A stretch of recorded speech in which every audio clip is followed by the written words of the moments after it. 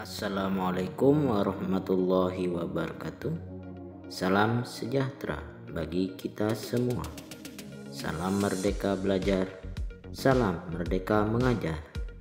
Halo anak-anak hebat, berjumpa lagi bersama Bapak John Hendrik.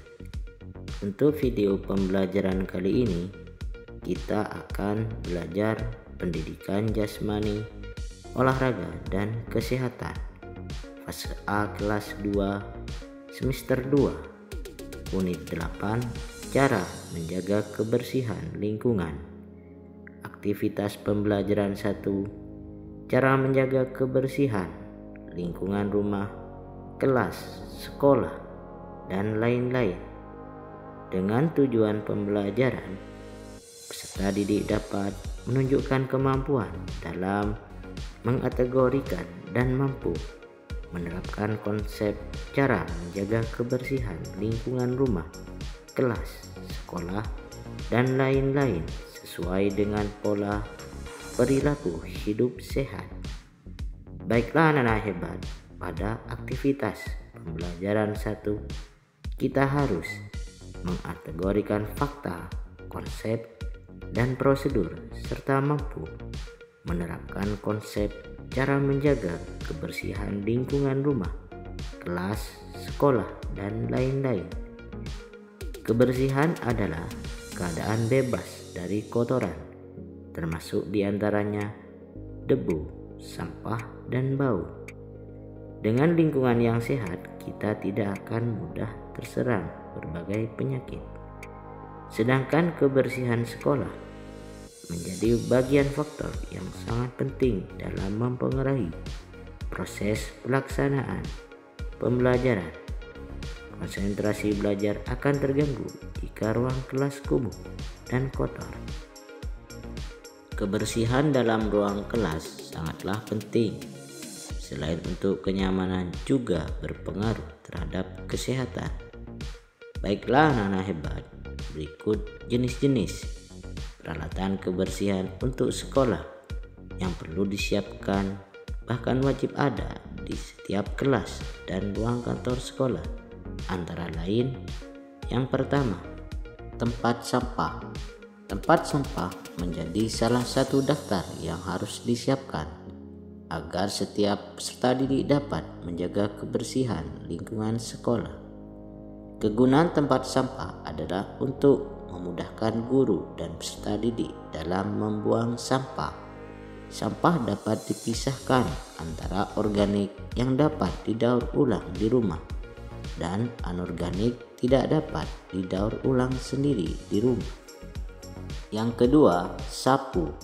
Sapu yang menjadi bagian dari alat kebersihan memang tidak asing lagi di telinga peserta didik.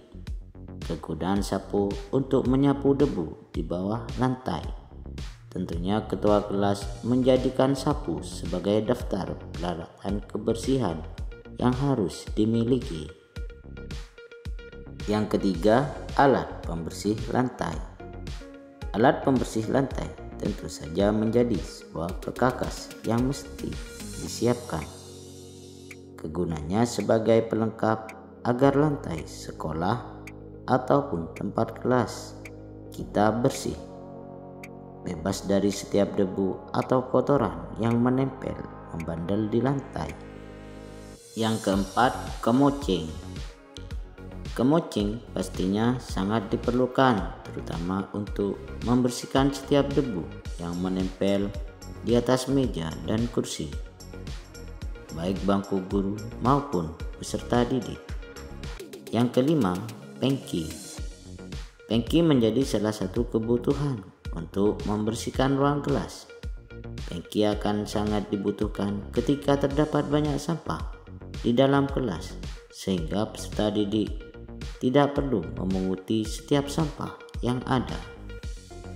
Yang keenam, ember. Kegunaan ember pada umumnya sebagai penampung air. Ketika peserta didik akan mengepel ruang kelas, ember pun menjadi salah satu kebutuhan untuk membersihkan ruang kelas. Yang ketujuh, sapu lidi.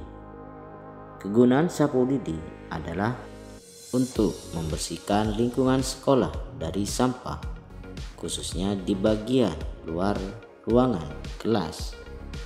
Yang kedelapan, pembersih kaca, wiper. Wiper merupakan alat pembersih kaca. Wiper menjadi bagian alat yang harus peserta didik masukkan dalam daftar perlengkapan kebersihan di sekolah. Yang kesembilan, semprotan air. Semprotan air digunakan ketika peserta didik membersihkan jendela kelas. Semprotan air menjadi bagian yang tidak terpisahkan dengan alat pembersih kaca.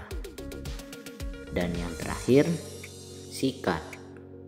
Sikat sapu memang hampir sama dengan sikat gigi dalam jenis bahannya.